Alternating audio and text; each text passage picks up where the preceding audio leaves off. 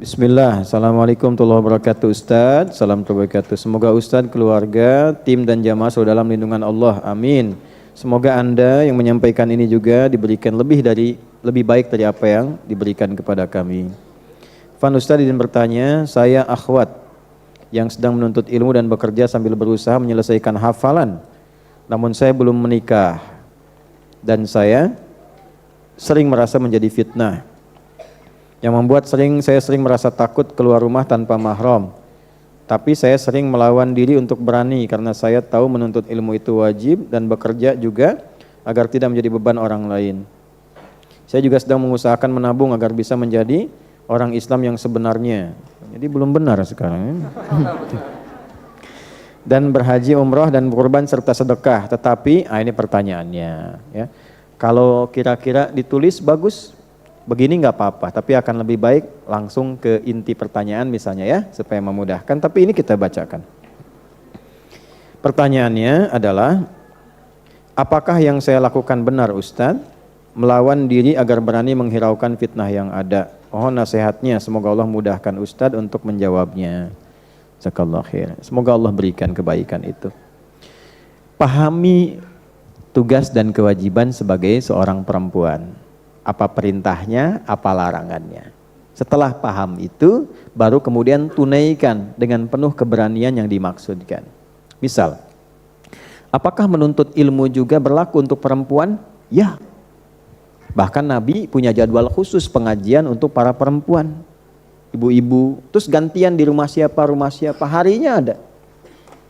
Dan menariknya, setelah itu termotivasi sampai salah satu istri Nabi yang mulia, Sayyidah Aisyah radhiyallahu taala anha, itu saking banyaknya ilmunya, ulama berkomentar sepertiga ilmu di dunia ini dimiliki Sayyidah Aisyah.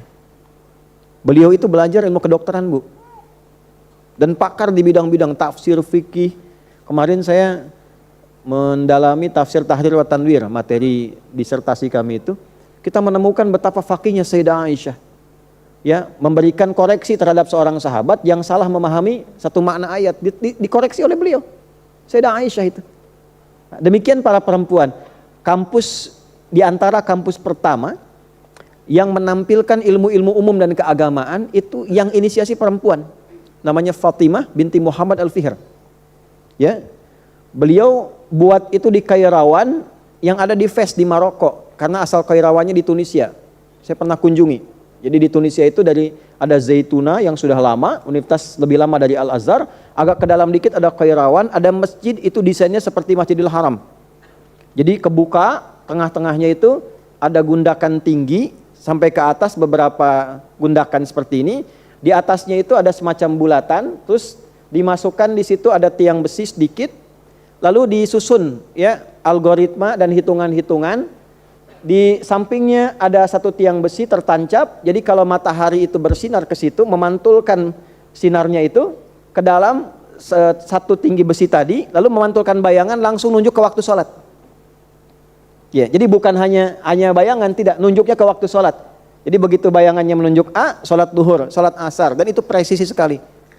Anda bisa bayangkan di zaman itu teknologi belum berkembang, sudah dibuat demikian rupa. Kalau Nabi dulu tancapkan tongkat, lihat bayangan sekian duhur muncul. Mereka sampai hitung waktu duhurnya di mana. Jadi bayangannya sudah memantul, ya. Ketika memantul sinar, bayangannya langsung menunjuk ke arah waktu sholat. Itu yang kami duplikasi di Mira, di pesantren. Ada satu bagian di depan tuh kita sebut jam matahari. Jadi begitu sinarnya menyinari, mantul langsung menunjuk ke waktu sholat. Nah, di situ tinggal seorang yang hebat, senang pengetahuan, ahli ilmu, punya anak-anaknya juga yang luar biasa soleh, rajin tahajud, rajin puasa, di antaranya Fatimah. Ayahnya Muhammad, kakeknya Fihr. Fatimah binti Muhammad Al-Fihr. Mereka kemudian bermigrasi, ya, lalu menetap di Maroko, di Fes, lalu karena kangen dengan suasana ilmiah itu bikin kampus. Ya, dari masjid dulu bikin masjid, lalu dikembangkan ke pengetahuan. Kampusnya hebat. Bukan hanya dipelajari tafsir, dipelajari di situ matematika, astronomi, macam-macam, sampai dari Eropa belajar ke situ. Dan beliau mendesain sendiri sampai baju toga itu, ya, yang sampai ke topinya, itu juga ada sebagian riwayat mengatakan beliau yang mendesain diantaranya. Lalu dikembangkan kekinian. Ya, yang hitam itu dulu sudutnya itu 4, warnanya hitam. Gambarannya apa? Itu gambaran Ka'bah. Jadi kalau sudah punya ilmu, tetap kiblatnya ke Ka'bah. Sebagai muslim yang baik, patuhi Allah. Jadikan ilmumu untuk mengenal Allah, untuk tunduk dan patuh. Oleh orang tua kita di pesantren dulu, ya diserap itu jadi peci. Disebutnya kopiah. Khufyah. Ya khufyah, ini bukan ilmu utak-atik, bukan cocok logi. Betul, ini khufyah. Padahal bahasa Arabnya peci itu bukan khufyah, kubah, taj. Tapi orang tua kita menyebutnya kopiah dari khufyah. Khufyah itu tunduk. Kalau sudah punya ilmu, tawaduklah engkau, tunduk, jangan sombong. Pakaiannya koko. Dari ayat Quran taqwa, walibasu taqwa dzalika khair. Pakailah pakaian takwa, bawahnya sarung. Padahal sarung itu bahasa Arabnya izar. Dari kata syariat, syara'an, sarungan. Hiduplah dengan selimut syariat para santri. Pakai baju takwa, kalau sudah pintar jangan sombong. Melangkahlah karena Allah yang baka dengan penuh keyakinan. Baka dan yakin disingkat bakyak. Betul. Makanya di pesantren dulu pakai bakyak. Tak gitu kan? Ya, itu dulu orang tua kita itu, demi Allah saya katakan sekali lagi itu, orang tua kita itu nggak banyak ayat, nggak banyak dalil, diberikan hikmahnya cepat, dilakukan jadi. Orang-orang dulu baik-baik, jadi dulu. Kalau ulama-ulama betulan, kalau pejabat-pejabat yang tawadhu, ya kayak Haji Agus Salim, Masya Allah tuh, ya ilmunya, keluasannya, ketawaduannya, kehebatannya luar biasa dan jadi inspirasi.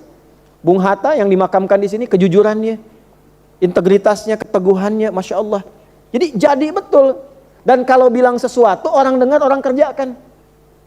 Bung Hatta itu kalau pulang, ya, terus beliau itu pidato, orang dengar, pengen mengerjakan seperti Bung Hatta bilang itu.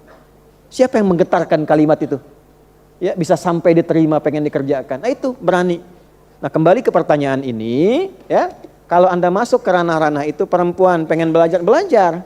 Nanti tinggal belajar apa yang boleh, apa yang tak boleh. Bagaimana keluarnya, penampilannya bagaimana supaya menjaga bebas dari fitnah. Ya, jangan tabarruj. Apa itu tabarruj? Menampakkan sesuatu, mencari perhatian orang makhluk. Cari perhatian Allah, lawannya ihsan. Ya?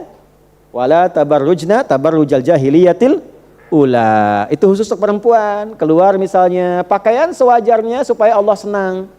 Jangan keluar supaya orang senang melihat saya, Masya Allah, gitu ya. Pakai kerudungnya pink, bajunya biru, bawahannya hijau, gitu kan? Terus pakai perhiasan di tangan emas 2 kilo misalnya kan? Begitu mau nulis, nah itu. Nah, ada fitnah yang melekat pada diri kita, tantangan kehidupan. Demikian kalau bekerja juga, silahkan. Nah pasti setiap pekerjaan ada ujiannya, ada tantangan. Nah itu dilawan. Sama kesini juga ada ujiannya. Ke masjid ada tantangannya. Semua hidup itu nggak ada yang nggak ada masalah. Masalah itu mengkonfirmasi kesungguhan kita dalam menjalani hidup, termasuk mengabulkan cita-cita. Sedikit lagi ya. Semoga Allah mudahkan yang tadi ya.